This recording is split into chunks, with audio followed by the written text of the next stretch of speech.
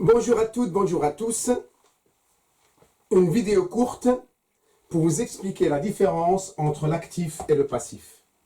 Deux notions indispensables en comptabilité et surtout quand on parle du bilan comptable. L'objectif de cette vidéo, c'est pas vous expliquer le bilan plus approfondi ou quoi que ce soit. Non, l'objectif de cette vidéo, juste vous expliquer la différence entre actif et passif. Si vous voulez aller plus loin, pour savoir exactement ce que ça veut dire actif, passif et surtout ce que c'est qu'un bilan comptable simplement, je vous invite à regarder la vidéo ou les vidéos disponibles sur la chaîne pour comprendre cette notion de bilan. Actif, passif. Donc ce sont deux termes, mots comme ça ne veut rien dire. Mais en fait c'est tout bête, c'est très simple. L'actif, passif, ça concerne le bilan. Le passif, ce sont les ressources. Ce sont les ressources de l'entreprise qui permettent de financer l'actif, ce qu'on appelle les emplois. Ce sont des ressources employées dans l'entreprise. Je vais l'expliquer autrement.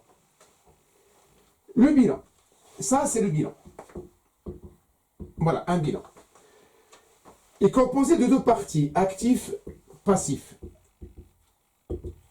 Le passif, j'ai dit, ce sont les ressources. C'est ce qui permet, en fait, c'est les ressources financières, on va dire, que l'entreprise détient pour financer son actif. Dans le passif, que j'ai dit, s'appelle ressources. On va trouver par exemple le capital. Ouais, l'argent des actionnaires, des propriétaires. On va trouver, je ne sais pas moi, une subvention. Subvention d'investissement. L'entreprise a reçu une subvention d'investissement pour acheter du matériel.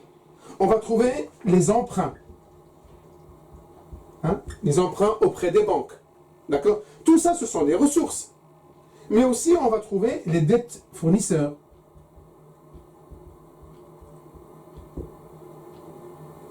Les dettes fournisseurs.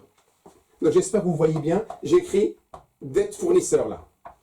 D'accord? Pourquoi dette fournisseur est une ressource? Eh bien, c'est simple. Le fournisseur, tant qu'il n'est pas payé par l'entreprise, c'est de l'argent qui reste dans l'entreprise, donc c'est une ressource. Tant que le fournisseur, l'entreprise ne paye pas ses fournisseurs, eh bien cet argent est disponible encore dans l'entreprise, elle peut l'utiliser. Ce sont des ressources qui permettent quoi? Qui permettent de financer un actif qu'on appelle les emplois. Donc ces ressources vont financer des immobilisations. Ça peut être une machine, matériel de transport, que sais-je, voilà, tout ce qui est immobilisation, c'est ça, les investissements durables. Ces ressources peuvent financer aussi les stocks. Ah oui, ben bien sûr, les stocks, tant qu'ils sont dans l'entreprise, ils ne sont pas transformés, ils n'ont pas donné l'objet, on ne les a pas utilisés pour fabriquer des produits pour les vendre, il faut bien financer ces stocks. Vous voyez? Ces ressources peuvent financer aussi ce qu'on appelle les créances clients.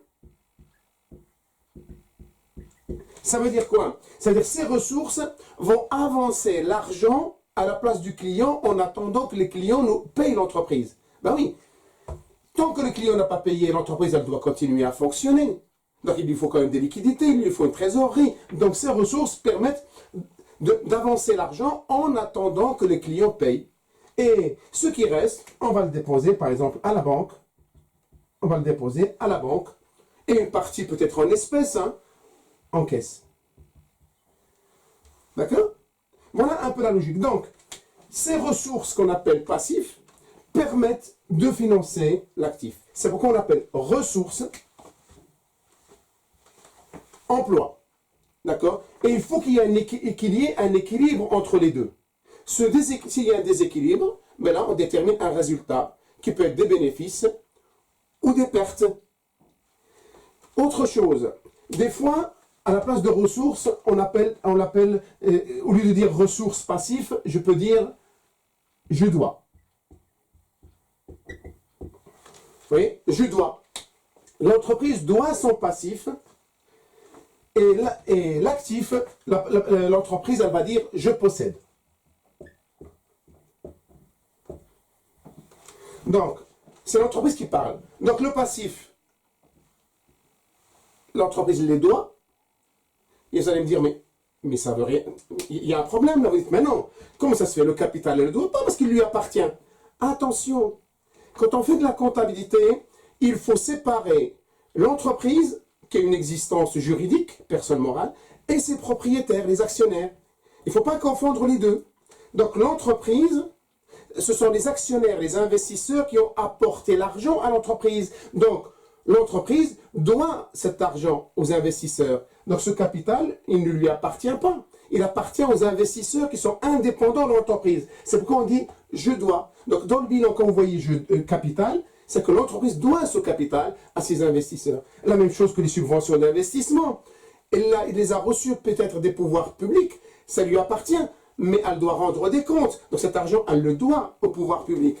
Les emprunts, l'argent, elle le doit à la banque. Et d'être fournisseur, l'entreprise doit cet argent à ses fournisseurs. Et pourtant, ce sont des ressources qui permettent de financer son actif, ses emplois, et bien entendu, l'actif, l'entreprise le possède bien. C'est à elle, l'actif. Voilà, c'était pour vous expliquer un peu la différence entre actif et passif.